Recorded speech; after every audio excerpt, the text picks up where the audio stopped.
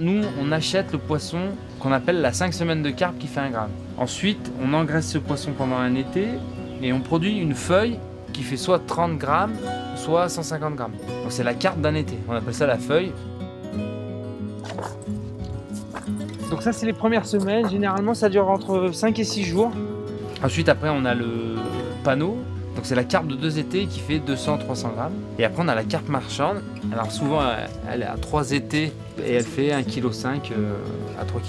Elle est pêchée comme feuille, elle est pêchée comme panneau et elle est pêchée comme carpe marchande. Et là, on la remet pas à l'eau. Pour de la petite feuille, on met 10 individus au mètre carré, 100 000 têtes à l'hectare. Pour faire du panneau, vous introduisez 3000 têtes à l'hectare. Ça permet aux poissons de venir s'y réfugier l'hiver parce que le poisson a tendance à se réfugier dans des zones obscures et surtout quand la pression de prédation est importante.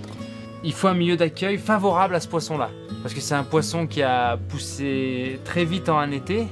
Donc un milieu favorable, c'est avec une disponibilité alimentaire naturelle suffisante, c'est-à-dire du zooplancton en quantité importante. C'est la nourriture naturelle la plus riche. Et donc avec ça, il faut complémenter un petit peu pour aider le poisson à faire une transition d'un bassin de monoculture semi-intensive, où là on a apporté en grande partie la protéine, et il va passer dans un milieu où là la protéine sera fournie essentiellement par le milieu naturel.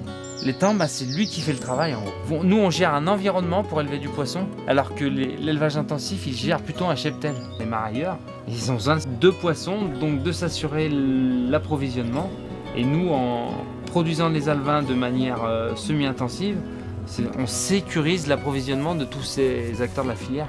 Donc ça, c'est la grande avancée sur les 10-15 dernières années de la pisciculture en Dombes.